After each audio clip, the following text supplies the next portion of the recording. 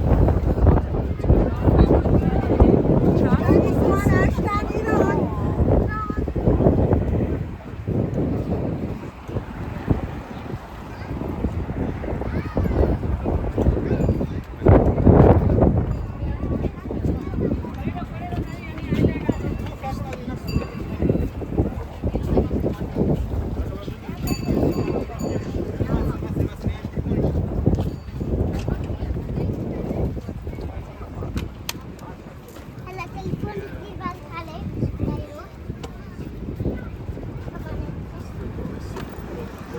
يعني وين سؤال الفرصة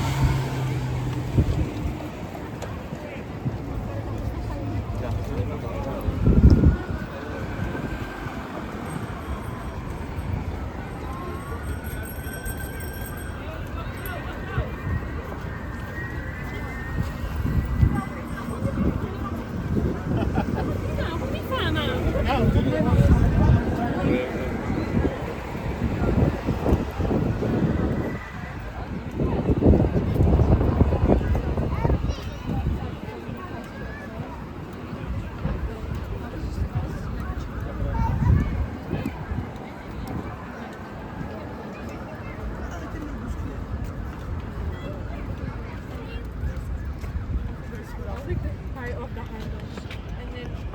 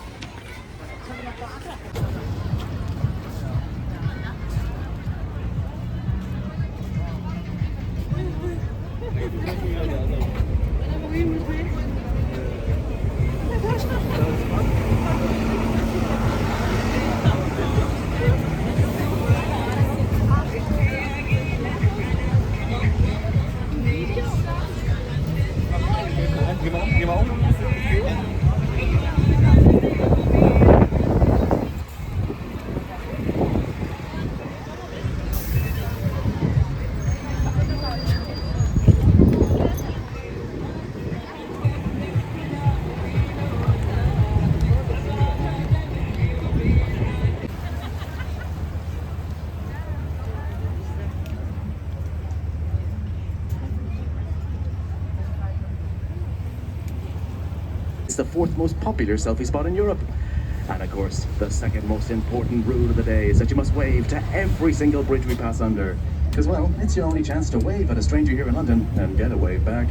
So let's see if we can distract them from their phones up there. Hello out there on the bridge.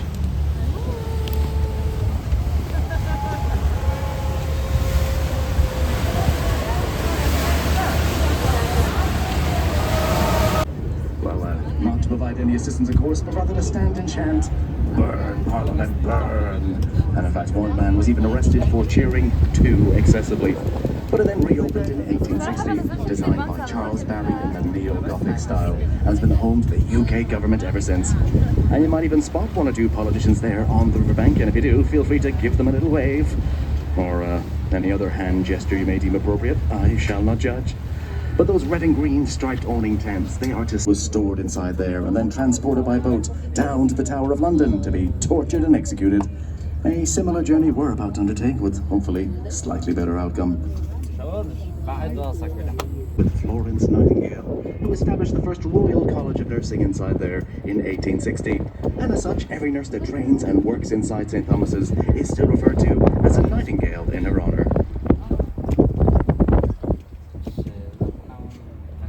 But as we complete our turn on the Thames, you can see Parliament now once again on the left-hand side. And of course the three towers that compose the building. And the tallest one with the Union flag on top, that one is Victoria Tower. Originally the entrance to the Royal Palace, it is now the home of the Parliamentary Archives. With every law passed by Parliament, a copy is kept inside there since the 1400s.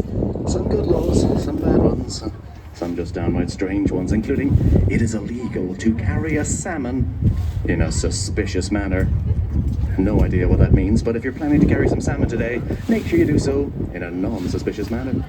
But of course, the Clock Tower, probably the most famous landmark here on the Thames, known the world over as Big Ben.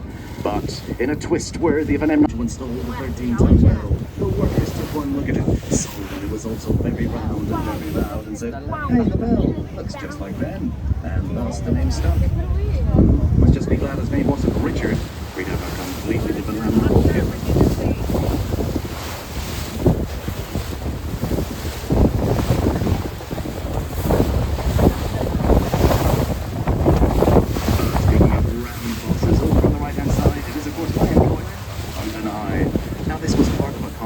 Back in 1994 to find a new landmark to celebrate the millennium. As the design for the London Eye, it came in second place. That's right, it was a silver medal for the London Eye, but British Airways, they loved the design so much, they commissioned £74 million for its construction. But not too bad, they did make that money back in just 2 years. We will see the winner of that millennium competition further on down the river. But in this numbers, the only reason why the Eye came in second place, not that we're bitter, is because it was only originally a temporary installation lasting for just 5 years. But here we are, 26 years later, and it's still standing strong.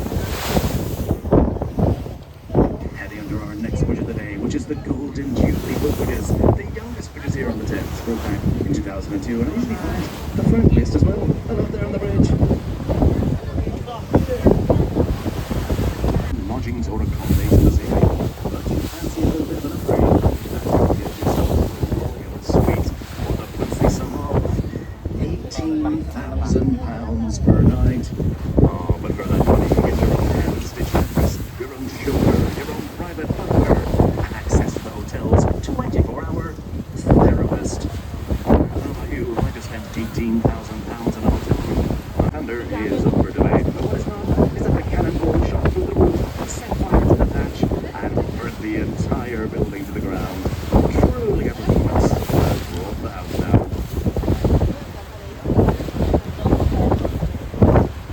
This is the 5th iteration of the dome, the 4th burning down in the Great Fire of London of 1666. But it then reopened on Christmas Day in 1711 and stands at 300 and just beside Ernie's Beach, this great building strikes the Great Tower. And they told me the tower smells of old books. I would have to say you are seeing things, because legally, no, it does not. Even though that used to be the home of the Oxo Company. What we don't know the Oxo Company are making is the stock cubes. And already when it turns into gravy, it is the pinnacle of British cuisine. Well, back in the 1930s, they were taken before this building opened.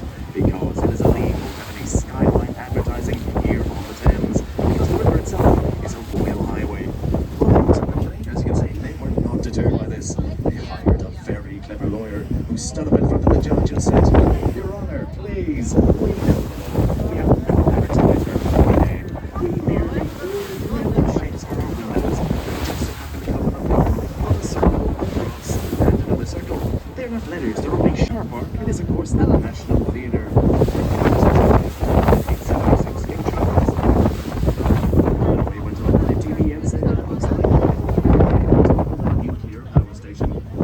It's a great one, even though it really isn't. It is rather brutal in the eyes, but that's a deliberate choice. It's designed with a brutal style. One has to say, it's doing a really good job of it.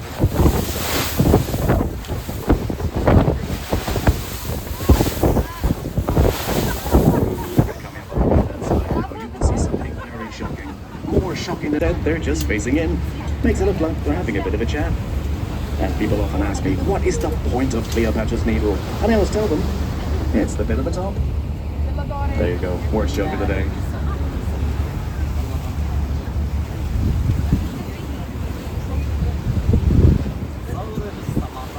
Coming back to the Golden Jubilee bridges now, they lead into Charing Cross Station on the right-hand side.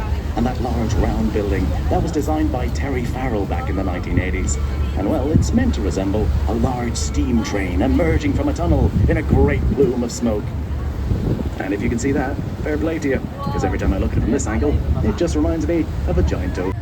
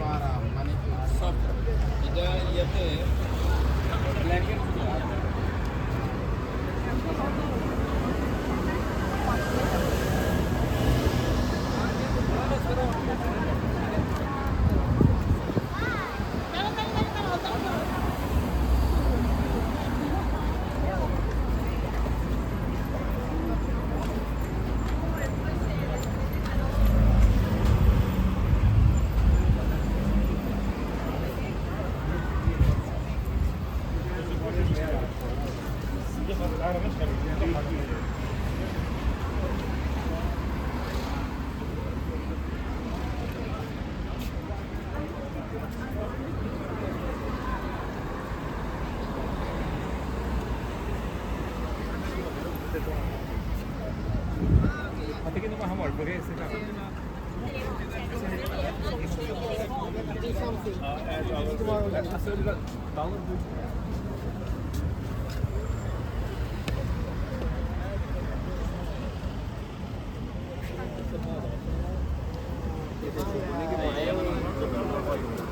باللي فكها